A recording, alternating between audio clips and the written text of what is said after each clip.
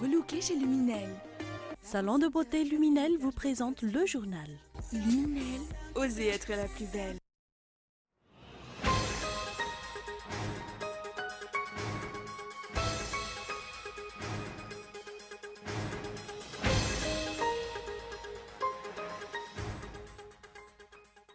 Les dirigeants manquent de volonté politique à rendre indépendante la Commission électorale nationale, selon le parti politique Malagas Meramieng.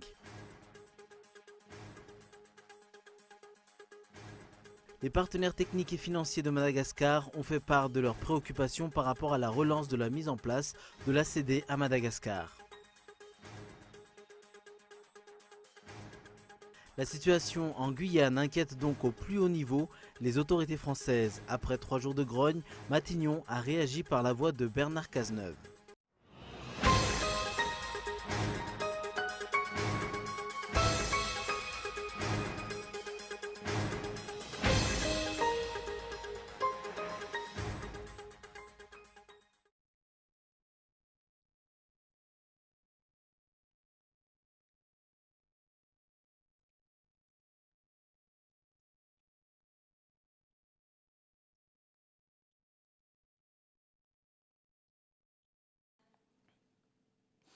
Bonsoir à tous, merci d'avoir choisi Cool TV pour vous informer. Dans l'actualité ce soir à Madagascar, les dirigeants manquent de volonté politique à rendre indépendante la Commission électorale nationale selon le parti politique Malagas Meramieng.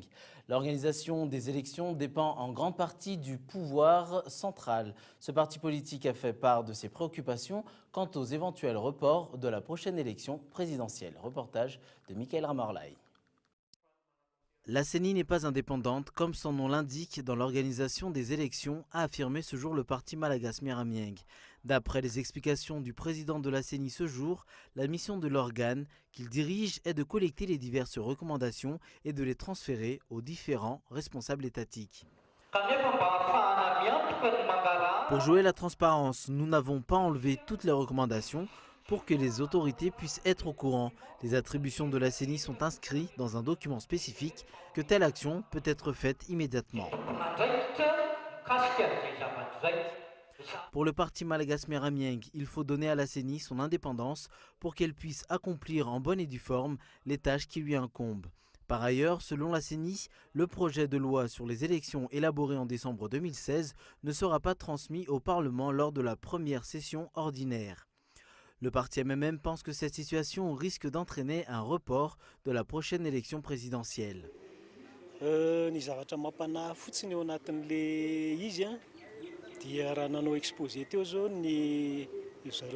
CENI a affirmé que tout ce qui a été décidé le mois de septembre dernier a été retransmis auprès des responsables étatiques depuis le mois de décembre.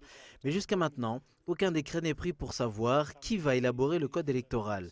Or, les recommandations faites durant les 2 séances de travail ont été nombreuses. La CENI a affirmé que la loi ne sera déposée auprès de l'Assemblée nationale pour la première session ordinaire, mais lors de la 2e session ordinaire. Les préoccupations du Malagas Meramieng portent sur le fait que les dirigeants veuillent reporter les élections à travers cette parade. Pour le Malagas Meramieng, il faut respecter la loi, il faut respecter la Constitution. Selon la loi, la prochaine présidentielle aura lieu en 2018. Il ne doit faire l'objet d'un report, quoi qu'il arrive.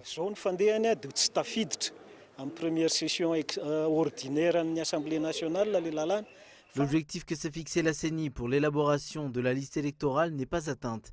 Il y a à peu près 9 100 000 électeurs inscrits dans la liste électorale. L'élaboration de cette liste continuera jusqu'au 15 avril 2018. Le ministère de l'Intérieur projette d'intensifier l'octroi de jugements supplétifs afin que ceux qui ne sont pas inscrits dans la liste électorale puissent le faire. Jugement supplétif wakina ministère intérieur en fanaovanazy. Il a été dit que l'octroi de jugement supplétif sera fait par le ministère de l'Intérieur. Ces opérations pourraient être bâclées. D'ailleurs, l'octroi de jugement supplétif constitue une appréciation de la personne. Que telle personne pourra bénéficier ou pas de ce jugement supplétif. Le ministère de l'Intérieur devient dans ce cas juge et partie. Il est impératif que la prochaine présidentielle soit transparente. Jusqu'à maintenant, nous ne voyons aucune volonté politique des dirigeants à aller vers des élections crédibles et transparentes.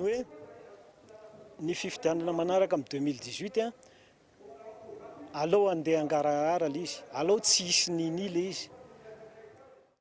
La CENI estime à environ 11 300 000 le nombre d'électeurs qui devraient être inscrits dans la liste électorale. Mais jusqu'à maintenant, le nombre d'électeurs inscrits est de 9 500 000. La liste électorale sera clôturée le 15 avril 2018. Le projet de loi sur les élections sera donc transmis auprès du Parlement lors de la seconde session ordinaire. Jusqu'à maintenant, il n'y a eu aucun rapport auprès des organisations de la société civile et des partis politiques concernant les recommandations qu'ils ont avancées.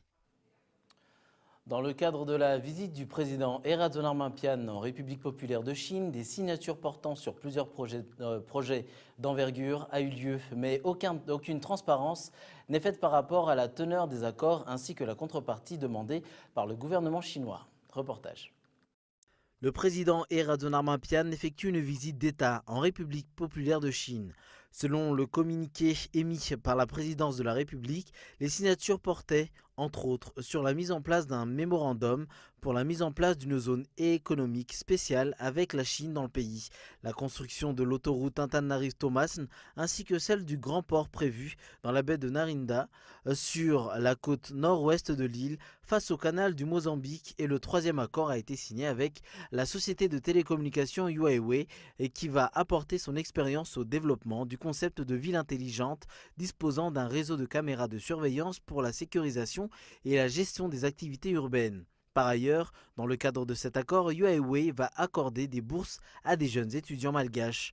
Des projets de grande envergure ont donc été signés au nom du peuple malgache par le régime actuel. Des dessins qui n'ont pas fait l'objet d'une médiatisation avant le départ du président malgache. Ainsi, des questions se posent par rapport à ces accords signés. Quelle est la contrepartie demandée par la partie chinoise par rapport à la réalisation de ces projets, la protection de ces opérateurs travaillant dans le pays, la permission d'exploiter les ressources minières de Madagascar même en ne respectant pas la loi comme dans le cas à Somaman? Les explications du président de la République sur ces préoccupations sont attendues à son arrivée. Sur le plan économique, les partenaires techniques et financiers de Madagascar ont fait part de leurs préoccupations par rapport à la relance de la mise en place de l'ACD à Madagascar. La démarche empruntée en ce moment mettra en péril les acquis obtenus lors du sommet du COMESA, de la francophonie et de la conférence des bailleurs et investisseurs qui ont permis de renforcer les engagements du secteur privé et des partenaires techniques et financiers à investir à Madagascar. Michela Ranardon. L'ambassade des États-Unis, l'ambassade de France, l'ambassade de Grande-Bretagne, l'ambassade du Japon, l'ambassade de la République d'Allemagne, l'Organisation des Nations Unies pour le développement industriel, la délégation de l'Union européenne, l'Agence française de développement et le groupe de la Banque mondiale ont procédé à une déclaration conjointe pour se positionner contre la mise en place du système ACD que les dirigeants envisagent de mettre en place dans les ports malgaches. Les partenaires techniques et financiers affirment que la persistance dans la démarche empruntée en ce moment mettra en péril les acquis obtenus lors des sommets du COMESA, de la francophonie et de la conférence des bailleurs et investisseurs qui ont permis de renforcer les engagements du secteur privé et des PTF à investir à Madagascar. Les préoccupations des partenaires techniques et financiers portent sur 3 points. Premièrement, ils se posent des questions sur la valeur ajoutée d'établir le système ACD comme un nouveau système parallèle de déclaration préalable d'informations sur les cargaisons, alors que Madagascar collecte déjà une grande partie des informations requises pour l'ACD via le système BSC, dont l'administration est déléguée par concession à Gacinet. Deuxièmement, l'absence de consultation préalable du secteur privé de l'ACD et les frais de service y associés, ainsi que l'absence d'évaluation d'impact d'une telle initiative sur l'économie, en particulier sur le secteur privé et sur les consommateurs, et qui constitue un sujet d'inquiétude. Enfin, la gestion des revenus collectés à travers ce nouveau mécanisme n'est pas transparente et ne correspond pas aux normes de gestion des finances publiques de l'État. Dans cette déclaration commune, les PTF rejoignent la position du secteur privé malgache. Jusqu'ici, toutes les discussions sur la mise en place de l'Advanced Cargo Declaration restent en suspens.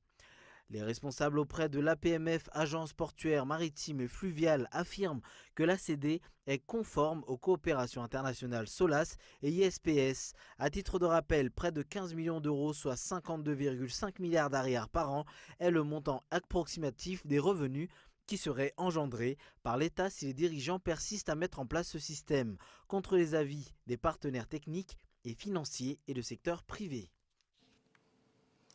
Sur le plan de la décentralisation, le directeur de la coopération décentralisée auprès du ministère de l'Intérieur a avoué qu'elle n'est pas effective dans le pays. De nombreux efforts doivent être fournis pour atteindre l'objectif de la décentralisation. Écoutons Mahazouas Roger. Ce n'est pas encore effectif, ce n'est pas uniquement la loi qui pourrait valider cela. Sommes-nous prêts ? Vu que nous suivons des formations et ainsi de suite, donc nous allons déployer des efforts à cet effet. C'est un processus, on peut y revenir, consulter, observer les sources du problème. La tenue d'un atelier sur la décentralisation au Motel Anoussi avec l'appui de l'ambassade de France marque la continuité de la collaboration franco-malgache en matière de décentralisation. Sur le plan culturel, c'est la fin d'année selon le calendrier malgache. D'après les explications du comité de célébration du Nouvel An malgache, tout est fin prêt pour la célébration afin de mettre en avant la culture malgache. Faisons le point sur les images de Unnasain.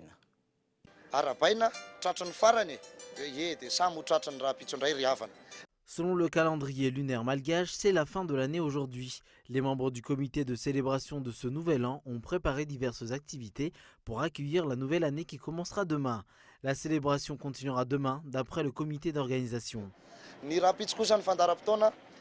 Demain à 9 h, les activités se dérouleront au Kinzankant Mamasan. Tout le monde y est invité et sans aucune distinction. De ce fait, nous vous donnons rendez-vous demain à Mamasan puisque cette célébration nous appartient.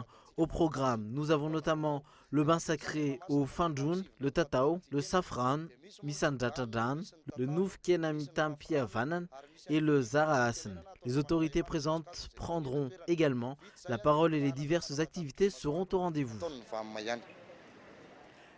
Les membres du comité d'organisation espèrent que tous les Malgaches célébreront à l'unisson le nouvel an demain.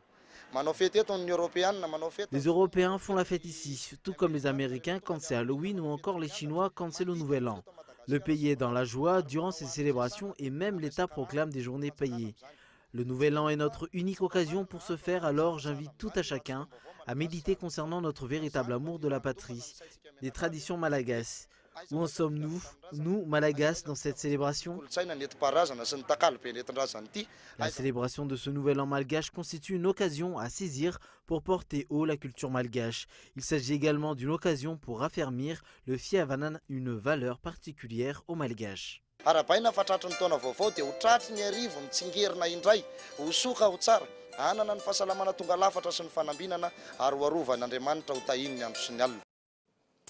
Dans l'actualité internationale, la situation en Guyane inquiète donc au plus haut niveau les autorités françaises.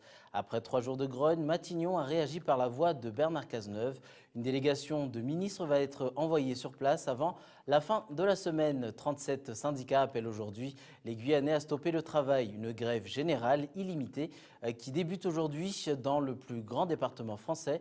Pour la 4e journée consécutive, le pays exprime sa colère face à l'insécurité et le manque de moyens. Reportage de France 24. Aux premières heures du jour, des magasins fermés qui le resteront. Cayenne, comme le reste de la Guyane, entame son premier jour de grève générale et illimitée. Ce matin, la ministre de l'Outre-mer à ses côtés, le Premier ministre a annoncé vouloir signer un pacte d'avenir dans les meilleurs délais et le déplacement sur place de ministres, mais sous condition. Une délégation ministérielle sera sur place avant la fin de la semaine pour conclure ces discussions. Si toutefois, et j'insiste sur ce point, les conditions du respect et de l'ordre républicain sont réunies. C'est la raison pour laquelle j'appelle encore une fois solennellement au dialogue, à la responsabilité et à l'apaisement. Depuis samedi, le groupe dit des 500 frères, cagoulés pour, disent-ils, se protéger car ils combattent la délinquance, refuse de dialoguer avec la délégation interministérielle dirigée par un ancien préfet. Hier, les manifestants ont ouvert les barrages pour permettre aux habitants de s'approvisionner avant la grève totale. De longues files d'attente aux stations essence, mais aucune forme d'exaspération. La population soutient largement le mouvement. Moi, je suis d'accord avec eux. Cette lutte, elle est juste. Elle est juste, elle est largement méritée parce que nous sommes en Guyane, c'est un pays qui est extrêmement riche et on ne peut pas vivre comme des pauvres dans un pays riche. Également pris d'assaut, les supermarchés. Vaut mieux tout prévoir parce qu'on habite au PK et c'est loin, on est bloqué entre Kourou et Sidamari. Voilà. Depuis jeudi dernier, ce mouvement social dénonce l'insécurité, la vie chère et l'abandon par la métropole. Les combats se poursuivent également sur Mossoul-Ouest, des frappes particulièrement meurtrières ces derniers jours pour les civils. La coalition annonce ouvrir une enquête après des raids menés ce week-end. Sur la partie occidentale de la ville, les bombes étaient destinées à l'organisation État islamique. Elles auraient fait des dizaines de morts parmi la population locale. On fait le point en images avec France 24. Les secours en pleine intervention à Al-Jadida, quartier ouest de Mossoul, où l'armée irakienne et la coalition internationale procèdent à des bombardements pour appuyer les troupes au sol qui combattent les djihadistes. L'armée irakienne et la coalition dirigée par les États-Unis ont reconnu qu'il y a eu une frappe aérienne et qu'il y a peut-être des centaines de victimes. Nous attendons de voir quels seront les résultats de l'enquête. Si la coalition internationale a reconnu avoir procédé effectivement à un raid aérien mi-mars, elle n'a pas précisé dans quel secteur, mais elle mène une enquête pour savoir s'il y a eu des victimes civiles. Les habitants, eux, enterrent leurs morts. Comment ont-ils pu bombarder des sites civils? Avant le début de la bataille de Mossoul-Ouest, les forces irakiennes et américaines nous ont assuré que ce serait une bataille facile. C'est pour ça que les gens n'ont pas quitté leur maison. Ils se sentaient en sécurité. Ils ne savaient pas qu'ils seraient pilonnés. Mais les autorités militaires reconnaissent que l'imbrication des djihadistes dans la population civile rend les combats difficiles à Mossoul. Les autorités assurent aussi que l'organisation de l'État islamique se sert des populations comme bouclier humain. 600 000 habitants se trouveraient toujours dans les secteurs tenus par les djihadistes.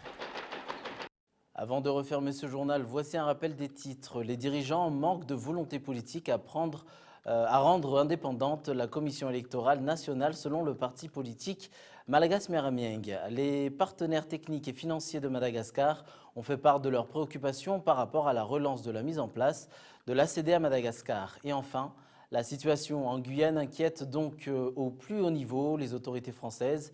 Après 3 jours de grogne, Matignon a réagi par la voix de Bernard Cazeneuve.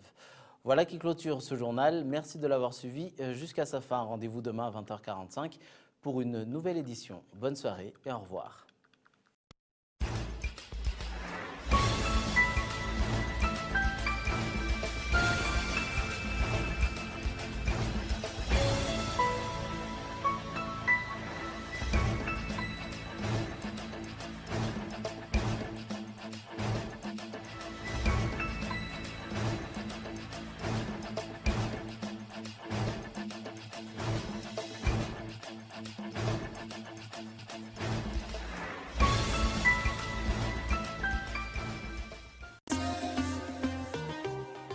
Venez vous relooker chez Luminel. Le journal vous a été présenté par Salon de beauté Luminel. Luminel, osez être la plus belle.